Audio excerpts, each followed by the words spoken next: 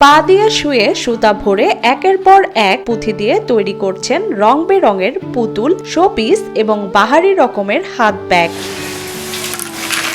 আমি এখানে চলি কুটিরশিল্পীর কাজ করি। পুঁতি দিয়া আমি কিছু জিনিস বানাই, পা দিয়া কিছু কাপড় সিলি করি, যে আমার পরনে পোশাকটা। জন্ম থেকে দুই হাত নেই, দুই পা দিয়ে চলছে বানু বেগমের জীবন। জীবনের চরম বাস্তবতায় শুধুমাত্র পা দিয়েই চালান সেলাই মেশিন।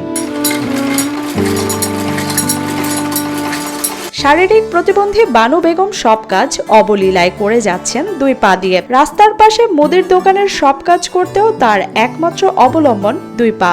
আমার দুই হাত নাই, নিজের হাত দিয়ে পান একটা বানায় খায়। চা আমি ফ্লাক্সের টিপ দিয়ে দেই, তারা এই সেখান থেকে চাটা নিয়ে খায়। আর যদি কেউ না থাকে কাস্টমারক বলি, ভাই আপনি ওইটা কোনটা নেবেন নেন। এইভাবে আর কি আমার জীবনযাপন চলতেছে। বানু বেগমের পা দিয়ে তৈরি প্রতিটি পুঁথির জিনিস বিক্রি হয় ১,০০০ টাকা দরে। এখান থেকে যা আয় হয় তা দিয়েই চলে বানুর সংসার। আগে তো দাম কম ছিল, এখন দাম বেশি। আগে একটা পুঁতির ব্যাগে ছিল ৫০০-৬০০, এখন একটা পুঁতির ব্যাগ ১,০০০ টাকা বিক্রি।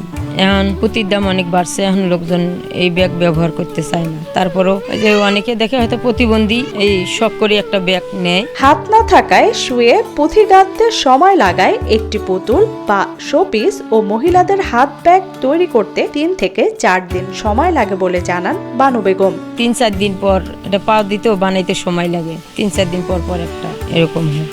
তো এখন খুব কম চলে এগুলো, মাসে একটা দুইটা। এর আগে তিনি গাজীপুরে প্রতিদিন ৫০ টাকা হাজিরায় ঝুটের গুদামে পা দিয়ে ঝুট বাছাই ও নকশি কাঁথা তৈরির কাজ করতেন। আমি আগে ঝুটের ঘরে কাজ করতাম, দিন ৫০ টাকা হাজিরা। আমি ঝুটের ঘরে ৪ বছর কাজ করে খাইছি। জন্ম থেকে প্রতিবন্ধী হওয়ায় নানাভাবে অবহেলা আর বঞ্চনার শিকার হতে হয়েছে বানু বেগমকে। তবুও জীবন যুদ্ধে হার মানেননি তিনি। নিজের কাছে খুবই ভালো লাগে যে হাত না থাকা সত্ত্বে নিজের পায়ে দিয়ে নিজের জীবিকা উপার্জন করতেছে। নিজে কষ্ট করে পা দিয়ে পুঁতির মালা, ব্যাগ, অনেক কিছু বানাই। বানু আপা এখানে দীর্ঘদিন থেকে ব্যবসা বাণিজ্য করতেছে। ওই আগে হাত দিয়ে পুঁতির মালা মোলা বিভিন্ন ধরনের হাতের কাজ কাম করে ওনার আয় রোজগার চালাইতো। এখনই কিছুদিন থেকে একটা দোকান দিছে। এদিকে রান্নাবান্না থেকে শুরু করে একমাত্র ছেলে বিল্লাল হোসেনের পরিচর্যা সহ সব ধরনের কাজ পা দিয়ে সারেন তিনি। সেলাই মেশিন চালিয়ে নিজের পোশাকও নিজেই তৈরি করেন বানু বেগম। আমার একটা ছেলে আছে, ছেলেটা মাদ্রাসা পড়ে, তার একটা লেখাপড়া খরচ আছে। আমার একটা এখানে বাসা বাড়ি খরচ আছে। তারপরেও খুব কষ্ট করে চলি। প্রতিবন্ধী হিসেবে একটা দোকান দিছি, আমি কর্ম করে খাইতে চাই, হাত পাতি খাবো না। গাজীপুরের কোনাবাড়ির দক্ষিণ হরিনার চালা এলাকায় দীর্ঘদিন ধরে ভাড়া বাসায় বসবাস করেন বানু বেগম। প্রতিবন্ধী বানুর এমন কাজ দেখে খুশি অনেকেই। আলহামদুলিল্লাহ উনি অনেক ভালো লোক, সবার সাথে মোটামুটি ভালো ব্যবহার করে। তারপর আশেপাশে মানুষ ওনার সহযোগিতা করে, আমরাও তারা মোটামুটি কিছু সহযোগিতা করি। Redmi 13 স্টাইল বানাই দুনিয়া কাঁপায়।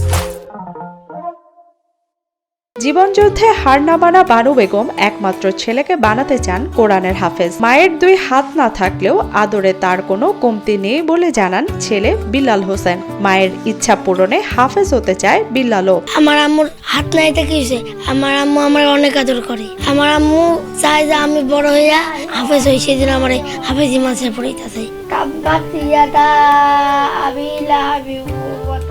স্থানীয় সমাজসেবা অধিদপ্তর থেকে ঋণ নিয়ে কাজ শুরু করলেও পা দিয়ে কাজ করে সেই ঋণের টাকাও পরিশোধ করেছেন বানু বেগম। তার যে কাজটি করে অসাধারণ, কাজের জন্য আমরা কিন্তু একটা ক্ষুদ্র ঋণ দিয়েছিলাম এবং সে সফলভাবে শেষ করে সে আবার কিন্তু ঋণের জন্য আবেদন করতে পারত, কিন্তু কেন জানি করে নাই। আমরা কিন্তু প্রতিবন্ধীদের ঋণের ক্ষেত্রে আমাদের কিন্তু কোনো ঘাটতি নাই, আছে, বরাবর বরাদ্দ রয়েছে।